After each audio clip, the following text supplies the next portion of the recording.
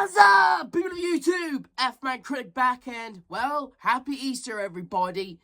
Well, last year on Easter, I reviewed The Prince of Egypt, which was basically my way of paying my respects to Val Kilmer, the person who voiced Moses. And now that we're here in Easter 2026, I figured, well, last year on Easter, I reviewed Prince of Egypt. Now, for this Easter, I might as well review its prequel movie, Joseph, King of Dreams. Now, Joseph, King of Dreams, it's a movie that a lot of people in the DreamWorks fandom don't really talk about that much. I mean, this movie, for me personally, I think the movie's pretty good. And it does have its fair share of fans, this movie. It is loved and is remembered by some people. But from my personal view, I personally think that a lot of people don't really talk about this movie that often. And, it sometimes gets forgotten by some people who talk about DreamWorks movies, if I'm being honest here. And what is this movie all about outside of being the prequel to The Prince of Egypt? Well, apparently, Joseph, he is born into a family of a lot of brothers, because apparently, and his father, who was very, loving and very caring towards his newborn child, well, he pretty much plays favorites, because according to the movie, Joseph's mother couldn't actually conceive children. She couldn't actually have children until she actually ended up having Joseph.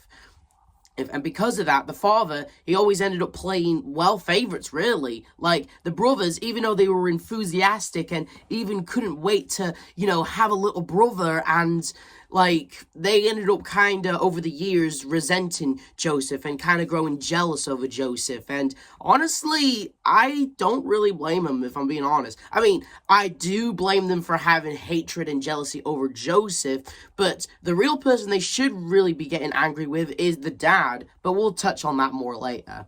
And since Joseph is the favorite child, well, he's given a very bitchin', very nice coat that makes all of his older brothers look like they're wearing drags and look like homeless dudes. So yeah, that gives them even more of a reason to not like him. And Joseph, he pretty much is just loved by his mom and dad, mostly by the dad, and, he's actually a nice guy, though. You'd think, since he's, the favorite child, you'd think he'd be a spoiled jerk. But no, he's actually nice. He's actually a nice guy, and he actually wants to contribute, helping with his brothers. But his brothers, since he's the favorite child, his bros give him a hard time. And all honesty, first time watching it, I gotta say, I kind of feel bad for the brothers, if I'm being honest here. I mean, I understand why they're angry. I understand why they're jealous at Joseph. But it's not Joseph's fault. He didn't ask to be the favorite child. He didn't ask for his father to give him all the attention and the approval and stuff. Joseph just wants to be just as much as a brother to the rest of his brothers, despite them being his half-brothers. He wants to be just as much as a bro to them as he just wants to fit in with them. But since he's just been Mr. playing favorites with his kids, he's just eventually Joseph ends up having dreams that eventually predicts the future, hence the movie being called King of Dreams. And apparently it was a gift from God, apparently, and yeah, Joseph, he predicts that a wolf will attack the sheep. Eventually comes true, and then eventually he dreams that his bros will bow down to him, and then the brothers being all oh, what, we now have to take orders from him? Come on, we're not putting up with it anymore, and so they ended up basically just being just being jerks to him in general. And again, I was feeling sorry for them, and I was yeah, you have every right to be a little angry, but don't take it out on Joseph. Take it out on your dad. He was the one who played favorites in the first place. If I have to be honest here, my number one sort of deal with this movie is that the dad, he's just kind of he plays favorites. This movie kind of suffers from family favoritism, if I'm being honest here. And I know that's probably how the story went in the Bible and stuff like that, and I guess that, but still, I'm just saying, the dad, he should at least be a little more considerate to his other son's feelings. He's treating Joseph like he's his only child, when he's got other children, other sons that he's raised. And I know Joseph was born to a woman who couldn't conceive children, so to him it's probably a massive miracle. But dude, again, at least give your other sons the time of day to at least show that you still love them and show that you don't always go on Joseph's side or something like that, you know? Honestly, I'd say the real person the brother should be blaming is the dad, but no, they take it out on Joseph, and knowing what shit they'll be in for putting him in a hole, or they sell him into slavery. And honestly, if I was Joseph in this situation where he's begging for his brothers, like, he has an opportunity right now to run like hell, and if I was him, I would run like hell, but no, he ends up getting taken by them and sold into slavery by the Egyptians, and eventually bought by a royal position of the Egyptian pharaoh or something. I don't know these guys. I don't know their names. I'm not good with names or royalty status. Because all I know is the only reason why Joseph was taken by these two individuals is because, well, apparently the wife apparently has the hots for Joseph, apparently, but she secretly shows it till later on, and like Joseph, he ends up earning the respect very quickly by the dude's wife, by the dude's husband, by the wife's husband. Sorry.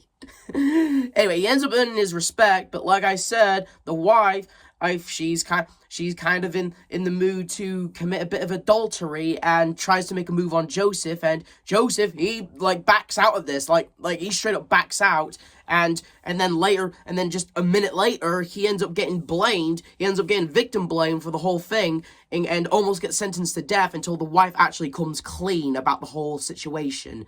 And honestly, I gotta say this though, that is kind of unreal if I'm being honest here. Like, and I know that's probably how it went in the actual story, but like, still, like I'm just saying, when someone is committing adultery, or at least about to commit adultery, they don't just come clean right away like that, even if someone might get the death penalty. Maybe, I don't know. Oh, and like, either way, Joseph is thrown in prison, and then those two probably get a divorce, I think. I don't know. Oh, and during prison, he meets up with two other individuals, the royal butler and the royal baker, I believe, and they keep having these dreams, and Joseph, he's able to predict them coming true, like how the butlers end up going to get free in 3 days, and how the baker, he's going to get killed in 3 days. And it's just him alone in that prison. There's this woman that Joseph actually likes, and who likes him back, who tries to give him food, who then tries to help him out, but because of, like, the crummy situation that he's in. Like 1 minute, he's his dad's favorite, next minute, his bros betray him, next minute, he sold him to slavery, next minute, he's actually been, like, the couple who bought him actually grows fond of him, but then he gets thrown in prison because the wife plays victim, and he still gets punished anyway, and now it's like, oh, why is he in here? What is happening, you know? And like, but eventually Joseph, and through a montage, during the 2 years in this prison, by the way, that's how long he was in this rat hole, or 2 years, 2 long years, but hey, he makes the most of it by nurturing this tree to perfect health, and through a montage showing how he got to this point. And that's honestly kind of nice. I like the song that they chose for it. And eventually, the dude who threw him in here takes him out to show him to the pharaoh, and honestly kind of apologizes and stuff. And Joseph, he quickly forgives him. I mean, it's not the worst thing someone's done to him, so I guess being 2 years in this hellhole wasn't that bad of, you know, getting betrayed by your bros. So, you know, so Joseph was quick to forgive him. So he takes him to the pharaoh, and apparently pharaoh has this dream about like everything crumbling, and like Joseph predicts that Egypt will not survive. So the pharaoh passes royal responsibilities and royal figure and royal status to Joseph, knowing that he could find a way to prevent Egypt's destruction. Here's something I want to point out.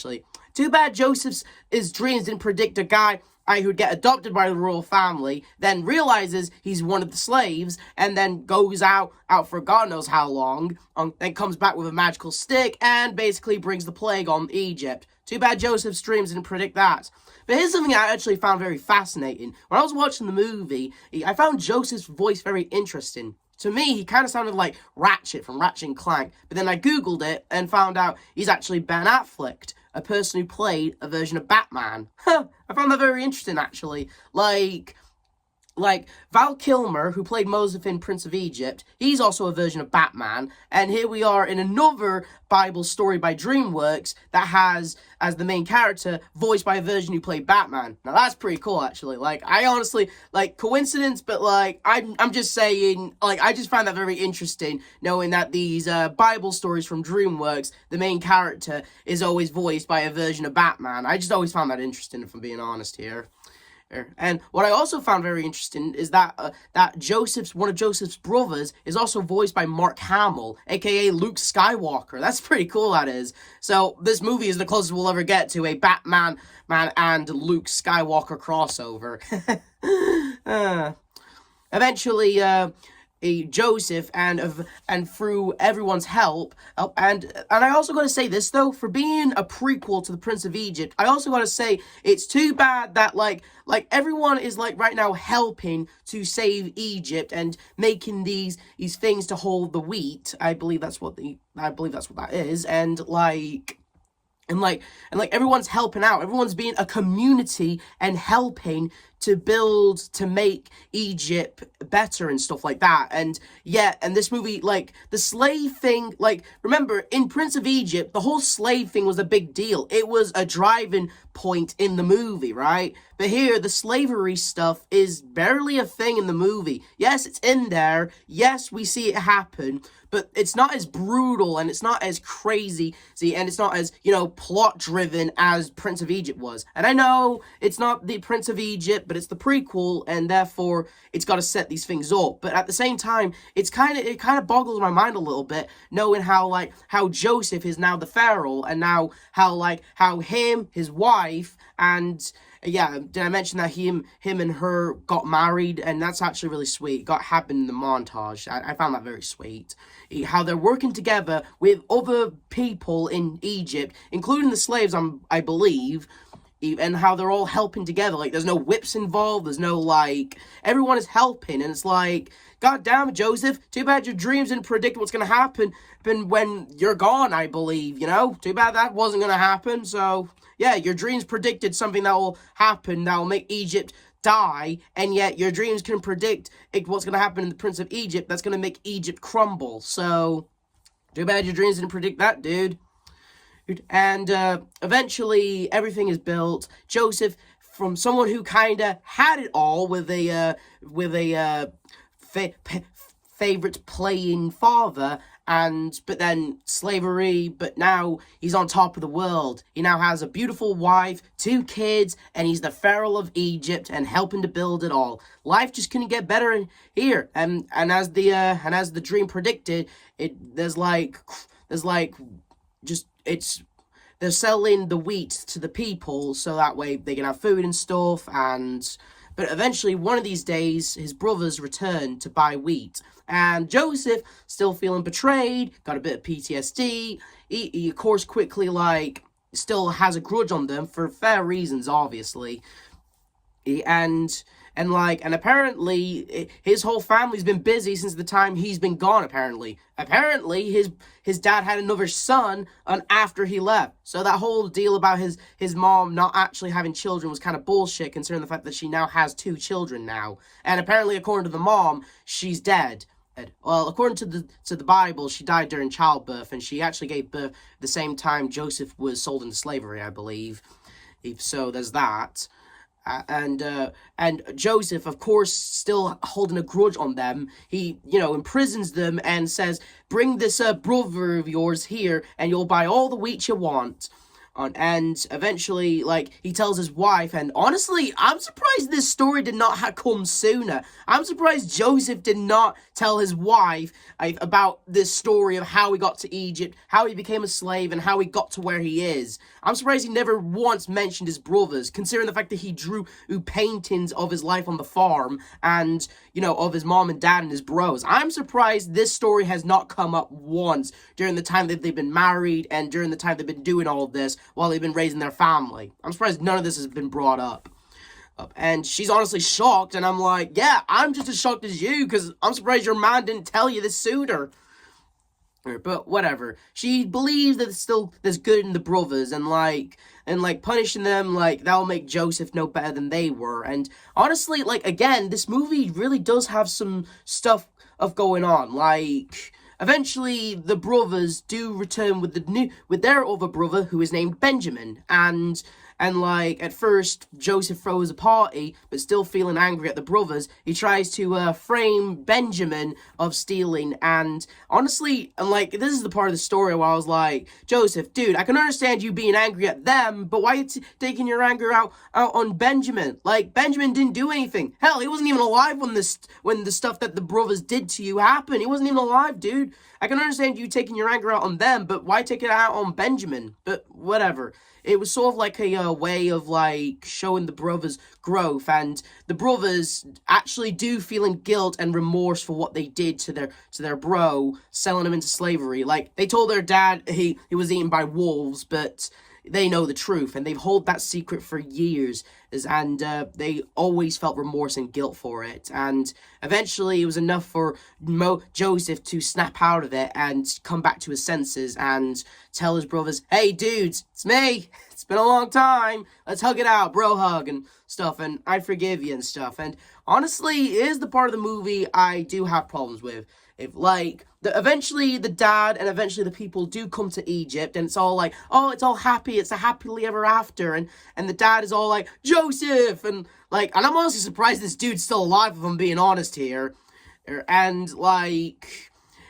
that's the end of the movie. Joseph invites his bros and his father to live in the palace with them, and everyone just seems to be happy and stuff.